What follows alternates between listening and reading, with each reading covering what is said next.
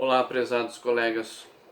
Dando continuidade então ao nosso trabalho, hoje vamos focar num ponto que foi abordado na aula anterior, que é a questão do desinteresse do aluno. E quais são os motivos do meu ponto de vista que levam a essas circunstâncias, né? Volto a dizer que eu trabalho há 15 anos no estado do Paraná e estou realizando esse trabalho como um produto didático que venha a contribuir para todos nós no sentido de reflexões em relação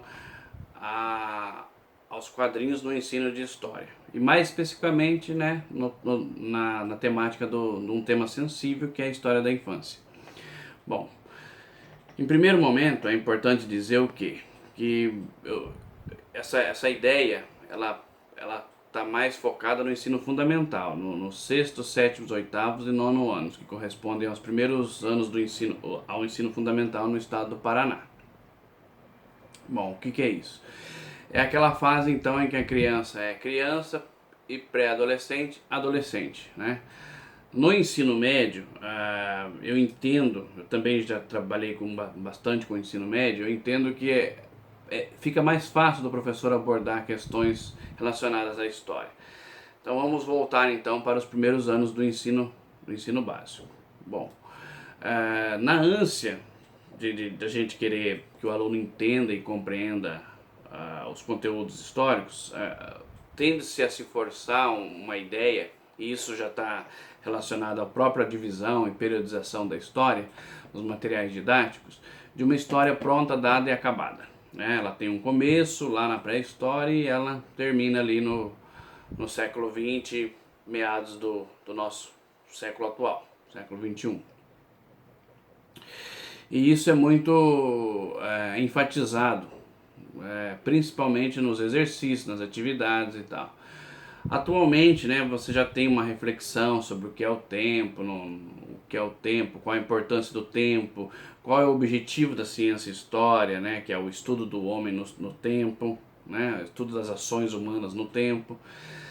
Tá, mas indo além disso, o que a gente pode entender? A gente pode sempre tentar trabalhar também com aquilo que o aluno já sabe sobre história. Ou seja, ele já tem quando ele chega no sexto ano ali com seus 10, 11, 12 aninhos, ele já tem a sua percepção de vida, ele já tem uma formação social, né? Ele já tem uma bagagem, um conhecimento. Bom, o que a gente pode fazer então? Mesmo a gente começando lá, utilizando os livros didáticos e começando com a ideia da história tendo um início, né, suposto início, um início histórico, né, um início da humanidade, a gente pode tentar, de certa forma, fazer atividades que direcionem, enfoquem esse aluno a pensar essa pré-história, a pensar esse início da humanidade, né? E a gente tem que partir da onde? Para que isso seja interessante e que seja válido para esse aluno. A gente tem que partir do próprio aluno, né? Do próprio dia atual dele. Por quê? Foi até interessante, vou contar para vocês um exemplo. Quando a gente vai trabalhar com a pré-história, muitas vezes eu só comentava e focava no tema da pré-história, na pré-história, né? Quando eu comecei a fazer relações com o nosso dia a dia atual, de que o homem naquela época não tinha como se comunicar com, por exemplo, celular, internet, essas coisas, você começa a instigar o aluno a refletir sobre aquele período, né? As dificuldades do homem naquele período.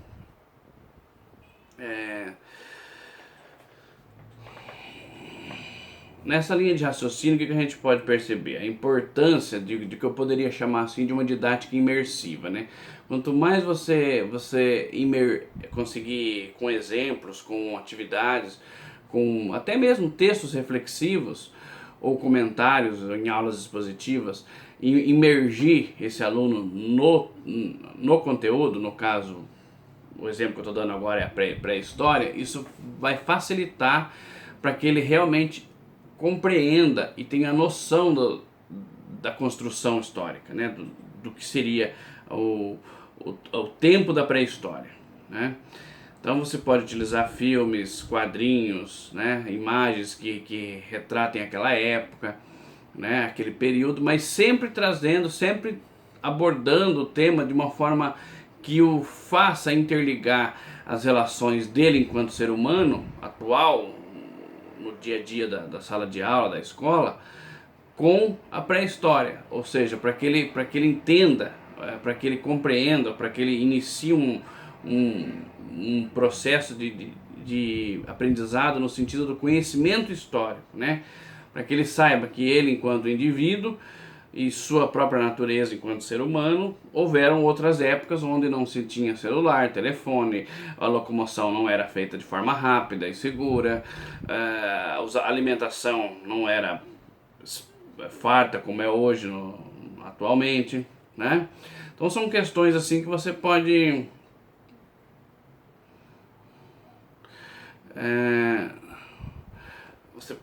trabalhar em sala de aula com esses alunos, e isso eu eu entendo que depois o que eu fiz? Eu pedi para eles fazerem comparações, textos comparativos sobre pré-história e dia atual, as dificuldades da pré-história, as facilidades da modernidade, né? Benefícios e malefícios de cada período. Eu consegui ver um certo resultado positivo nesse sentido, né? Uma reflexão. Eu até me impressionei assim, né? Alunos de sexto ano, de faixa etária de 10, 11 anos de idade, já com um arcabouço cultural relacionado e, de certa forma, filosófico e pedagógico, bem acima do que eu esperava anteriormente. Você pode ver assim que a televisão, a mídia, a internet, o próprio telefone celular, os canais de YouTube, tudo isso vem de certa forma corroborar, ao mesmo tempo que prejudica em alguns aspectos ele vem a corroborar para que a gente faça essa interligação dos períodos históricos, né? Bom, e qual que seria então o outro ponto que eu gostaria de abordar nesse momento? Seria a ideia do protagonismo da infância, né? Eu comentei com vocês, né? Elas são crianças, estão passando pela fase infantil e como esse momento é importante para ele no sentido de que ele saiba que, primeiro de tudo, ele já tem conhecimento, ele é um indivíduo, ele tem leis que os protegem, né? Como no caso o ECA, que é o Estatuto da Criança e do Adolescente. Ele tem ele tá inserido na sociedade e esse momento é importante para a formação dele, né?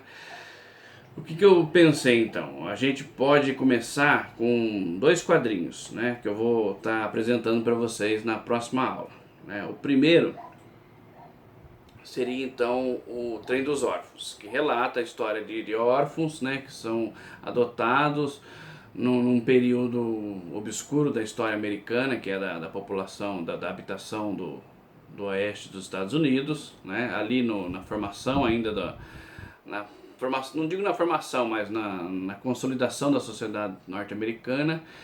E esses órfãos, eles vão com suas atitudes, com suas escolhas, com seus pensamentos, as crianças, eles vão tomando atitudes durante a narrativa desse quadrinho, que vão depois refletir por toda a sua vida, né? Nesse sentido. E o outro seria então o Castanha do Pará, que também retrata o tempo de um menino de um menino de rua que vive no mercadão de Belém do Pará. Aparentemente, essas duas histórias são o quê? Totalmente diferentes, mas o meu interesse em abordar esses temas é o quê? É o protagonismo dessas crianças e de como a infância é importante, né, nesse sentido. Tanto para uma história quanto para outra, a gente percebe o quê? Que as atitudes das crianças em relação às suas próprias condições de vida são fundamentais para a construção de sua história.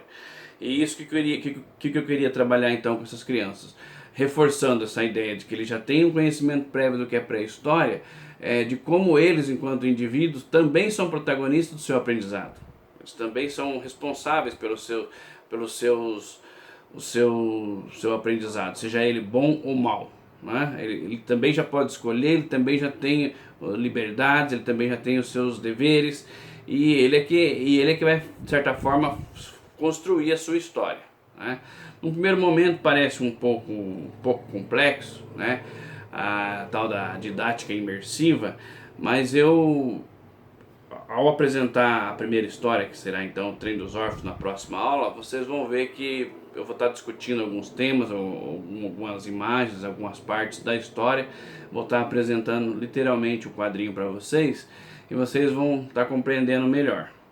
De qualquer forma, eu agradeço a atenção e vamos para uma próxima aula. Um abraço, obrigado, tchau!